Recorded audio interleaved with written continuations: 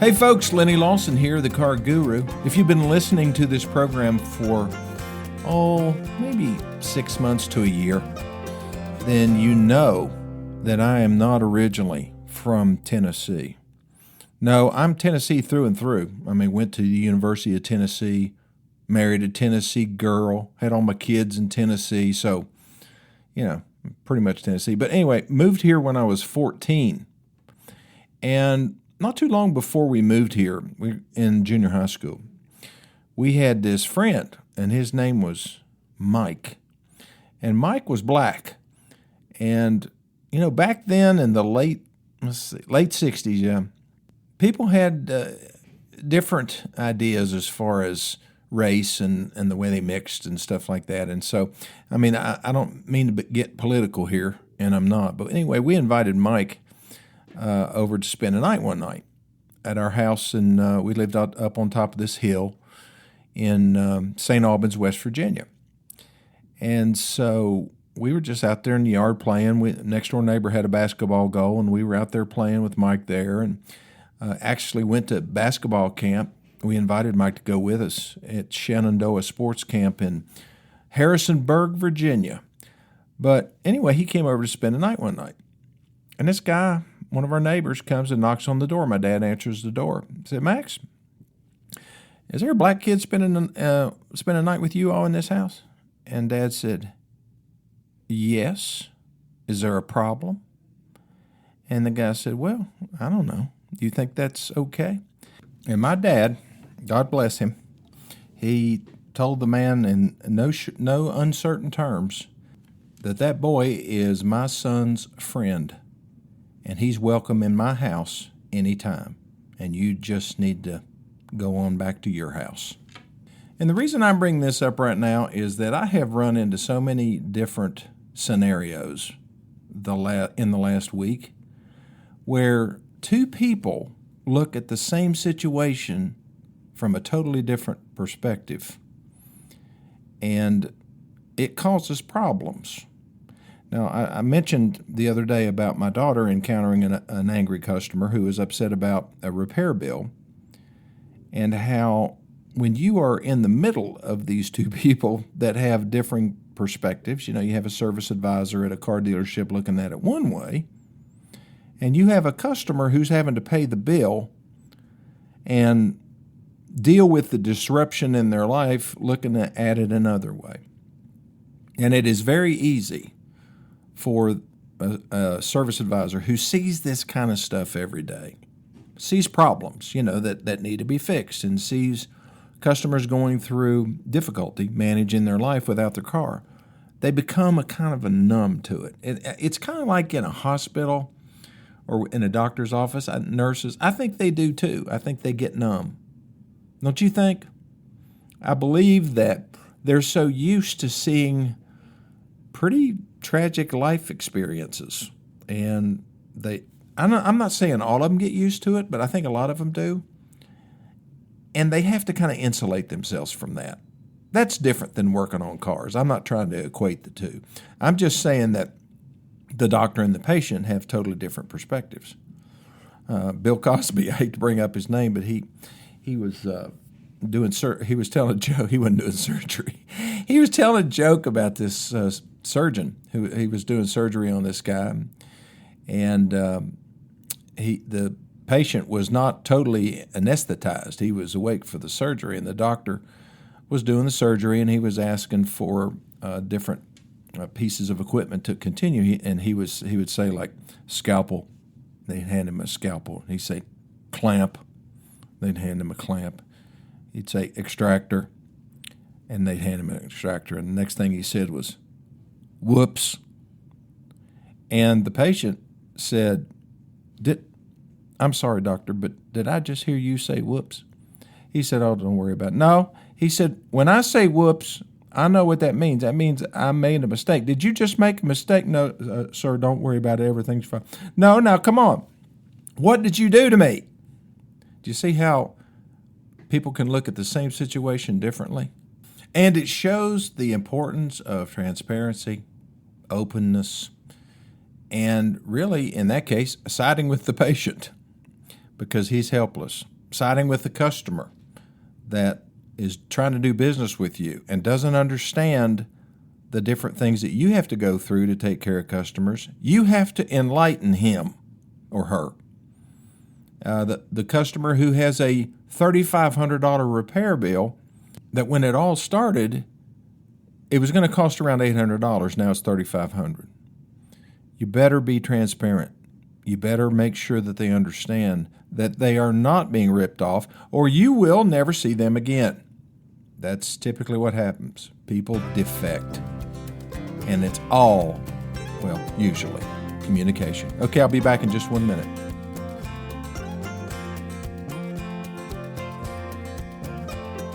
Okay, today we're going to be talking about buying a used car. And, sometimes buying a used car is the smartest thing to do. Most people who buy new cars should probably be buying a used car in order to save the money. But they want something new. They want something that nobody's ever driven before. But some people, actually I've heard this over the years, have said, well, I don't want to buy somebody else's problem, because they think that the only reason that people trade a used car is because they had a problem with it that they couldn't get fixed. Now, in some cases, that's true. And is that always disclosed to the dealer that's trading for that car? No, it is not. Sometimes we discover it after the fact. I can't tell you over my 47 years in the car business how many times a customer has lied to me about a vehicle and about, well, no, it's fine. It doesn't have any problems. And the next thing I know, it's got a rod knocking in the engine. And that's probably why they traded it. That's sad when you learn something like that, but yeah. My dad gave me a book many years ago. You may not like hearing this, but it's true. It said, it's not always true. Sometimes it's true. It said buyers are liars too. That was the name of the book. Now, all buyers are not liars. Some are. Some car dealers are. But how do you tell the difference? How do you know? Well, there's a couple of things you can do. You can pull a Carfax. You can look at the history reports. You can call the dealership and check on the warranty history. That's always important if you're trying to sniff out a problem vehicle. You can call a previous owner if they'll allow it. Some of them don't want to be bothered these days. Many years ago, that was not a problem. People didn't mind getting a phone call every now and then and telling a prospective buyer what kind of experience they had with that car. Hopefully they'll be honest. Typically they will. I recommend this to somebody who's unsure about the history of a vehicle. Well, this customer has authorized us to give out their phone number to any prospective buyer. Now, I've got to have a talk with one of my salespeople, and I'm going to do it right after this show because I just now remembered it. But he gave out a customer's phone number so that a prospective buyer could call them without asking for permission first. That is a no, big time no in my book. So I apologize. The customer, I talked to them at church the other day, and he said, I got a call from a customer that was that had purchased our trade-in, and he wondered where the spare keys were. I said, you got a call from the customer. Did you ever tell the salesperson that it was okay to call you? No, I didn't tell him, but it's fine. No, it's not fine, and I apologize for that customer calling you. But if you do have the previous owner's permission to call, you should do it every time. Now, if the previous owner was Hertz Rental Car, it's going to be a problem. You can't call Mr. Hertz and say, hey, how was that Malibu that you used to own? Was it a good car? So there's several classifications that we've talked about over the years of cars, or of used cars, I should say. And one of those is the value of a one owner. We've all heard it. A car that was purchased new by somebody and then traded in is now a one owner car. Is that a good thing? Well, it all depends on how diligent that one owner was. There's a lot of people think that because a car was a one owner car, oh, well, that's perfect then. No, it's not. Because I've seen how a lot of people take care of their cars. And in many cases, it's not very good. According to the National Auto Dealers Association, you notice I didn't use an acronym? If I had, it would have been NADA, and you wouldn't know what I was talking about. But National Auto Dealers Association says that less than 17% of all new car buyers follow the manufacturer's recommendations when it comes to regular maintenance. Is there an advantage to buying a one-owner car now? Maybe not. I want to see the history. That's why I love customers that keep a book in their glove box, and they write down every time they have anything done to their car. They put on new windshield wiper blades or inserts. They write it down in that book.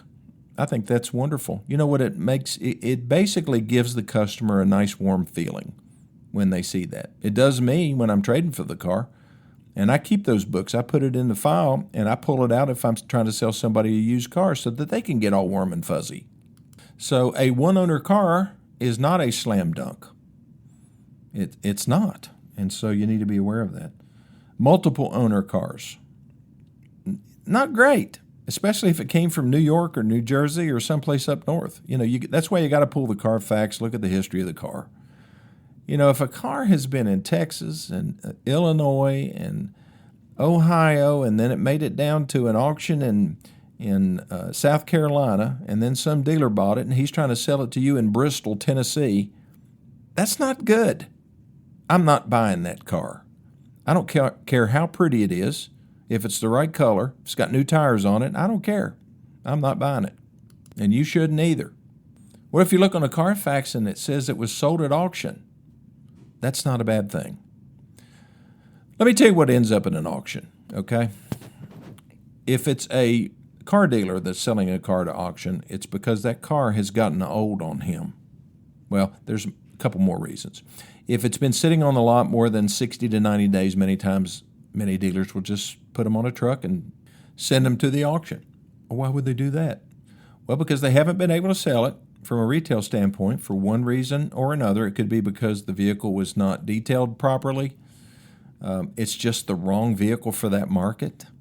Maybe it's a convertible car that you trade for in December, and it's just not going to sell good up north or, the mid-Atlantic states. It'll sell well in Florida or Texas, so they send it to an auction there and sell it.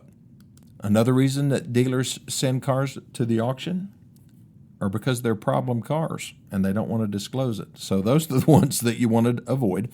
That's why my car buyers, the people that work for me, will not buy a car until they look at the history. And they look at the service history, and so they have time to do the research before the day of the auction. Do you know how to do that?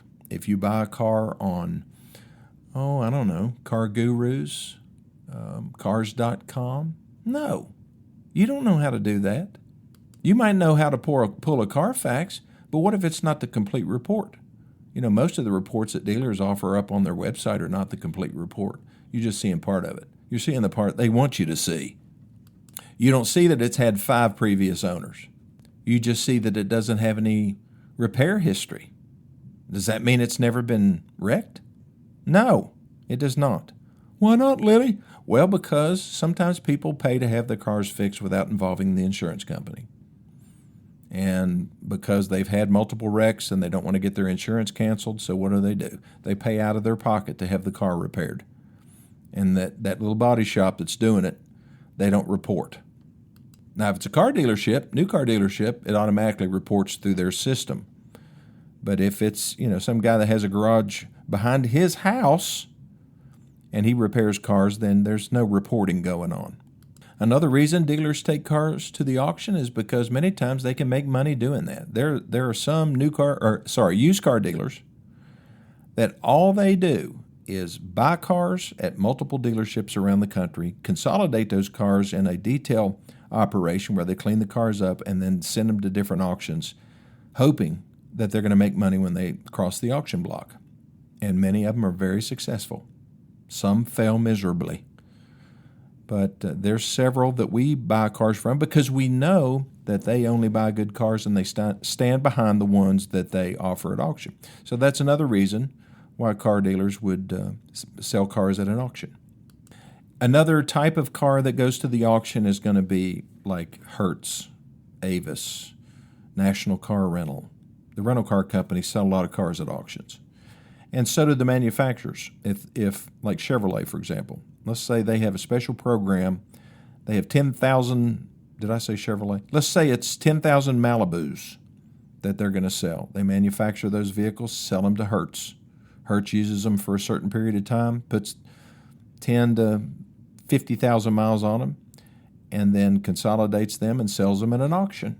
And dealers go and buy them if they feel confident buying those cars. Of course, they're going to pull the Carfax auto check. They're going to do all the due diligence that dealers are supposed to do. And then they'll buy those cars and bring them to their lot, clean them up, and sell them. Sell them as a one owner. Who was the one owner? General Motors, Hertz, Avis. But those are often referred to as program cars because it's a special program that's offered by the manufacturer to these big fleets that buy these cars. Another kind of car that goes to the auction, unfortunately, are buybacks. So let's say that somebody bought a Chevy Silverado and it had just a lot of issues, and the customer got tired of it and invoked the lemon law. They got him a lawyer, and it went through arbitration, and the company bought the vehicle back from them. Either bought it outright, gave them cash where they could go and buy another vehicle or whatever. But the vehicle was gone, so they take it to a repair site. They do their best to fix it. Then they take it to the auction and sell it as a buyback. And so the dealers buy those things, but they're supposed to disclose to the consumer that ends up with the vehicle. You know, let's say that some dealer in Johnson City buys one at the auction, it's a buyback, brings it back to the dealership, sells it. He's supposed to make sure that that customer knows that it was a buyback. How often do you think that happens? Like, very seldom. The honest dealers will do it, the dishonest dealers won't. And the bad thing is the salespeople never know the difference. You might be buying it from a salesperson that it's a good guy, and he, as far as he knows, it's a great car. He doesn't know that it was a buyback because nobody bothered to tell him. So we've talked about one owners, multiple owners, auction cars, program cars. These are all cars that you can buy from a dealer. But what about those folks who said, you know, I'm just going to sell this myself. I'm going to put it in the front yard and put a for sale sign in front of it. Or I'm going to advertise it in the classifieds like they used to. How protected are you from a bad car when you buy it out of somebody's driveway? You're not protected at all. You have very little recourse. You know, if a fraud is committed, if they lie to you, you can sue them, take them to court, but you got to prove it. You know, the thing about that type of situation is you need to document everything that's said. Keep good notes. Get all the documentation you can. You're going to need it if there's an issue. But still, pull a Carfax, get a full report, pull an auto check. If you don't know how to do that, call me. Send me a text, 423-552-2020. All I need is the VIN number, 17 digits. Please check it 2 or 3 times. Too many of you send me VIN numbers with 16 digits, 15 digits. You think a 0 is an O. I'll let you in on a little secret. There will never be a letter O in a 17-digit VIN number on a car. It's always a 0. That's a rule. So let's think about this guy selling the vehicle in his driveway. Why is he doing that? It's because he either doesn't trust car dealers because he's trying to trade. He could be possibly just trying to liquidate some of his inventory of his personally owned vehicles. But most of the time, they've tried to trade, they've been around, and nobody's offering them enough money for their vehicle on a trade. So they're going to try to get it from you. And you just have to really do your research and make sure that you cover your bases. Find out if there's a lien on that vehicle. It's one of the first questions you need to ask somebody trying to sell their car themselves. Is there a lien? Because it really, what's a lien? That's when somebody owes money on a car, okay? We've actually seen customers say, no, there's no lien. And then somebody writes them a check for the car. They cash it. And they get the car, but then they find out there's a payoff. And the owner has absconded with their money, cashed the check, and gone. Who knows where? And then you know what happens? The rightful owner of that car comes and gets it. If they can find you, they're going to come get that car because they have something called a first lien on that car, and they have the rights to get it. You have to hand them the keys, and you lost everything because you trusted somebody in their driveway. So watch out for that. Okay, I'm going to take my last break. I'll be back here in just 1 minute.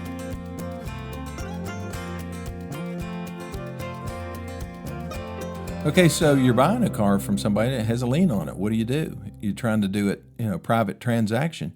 You've got to get on a conversation with the bank, the people that have the title, find out what the 10-day payoff is, and make sure that they understand that you are paying the owner of the car the difference between the payoff and what he's selling the car for. And you're going to be paying off that loan by certified funds or however they require you to pay it off.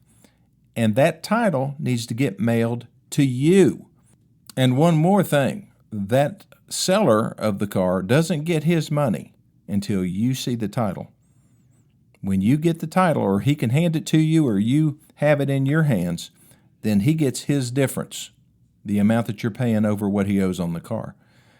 You can't go ahead and write him a check for his money until, you do have the car, but you don't have the title. You have nothing if you don't have the title to the car. It's this kind of situation where car buyers really can get burned buying from an individual. And it's better to handle the transaction through a bank, through an attorney. I know you don't want to pay attorney's fees, but sometimes it pays to do something and put some money in an escrow account, maybe for the seller, and he only gets his money when you get to see the title and you have title in hand, and he signs the title, and then you have the keys to the car and you can drive off in it knowing that the transaction was handled properly. I know that's a lot, so if you're in this kind of a situation or you know somebody is, I'll be happy to coach them through it. You just have to get in touch with me, 423-552-2020, or email LennyLawson2020@gmail.com, and I'll see you on the next edition of My Car Guru.